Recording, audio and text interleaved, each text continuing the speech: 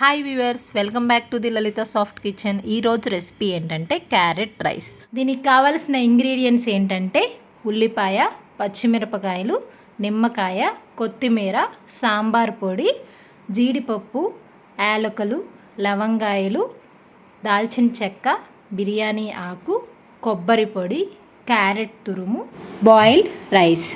ముందుగా ఆయిల్, దాల్చిన చెక్క, జీడిపప్పు, యాలకులు, బిర్యానీ ఆకులు, లవంగాయలు వేసుకొని వేయించుకోవాలి.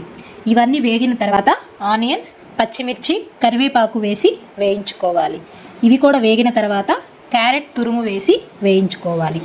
క్యారెట్ మెత్తగా అయ్యేంత వరకు వేయించకూడదు. 1 టేబుల్ స్పూన్ సాల్ట్, సాంబార్ పొడి వేసి వేయించుకోవాలి. రైస్ వేసి 1 టేబుల్ స్పూన్ నెయ్యి వేసి లాస్ట్లో కొత్తిమీరతో గార్నిష్ చేసుకొని హాఫ్ నిమ్మకాయ పిండి కలుపుకోవాలి. అంతే, మన carrot rice ready. Please subscribe to Lalitha soft kitchen and thanks for watching.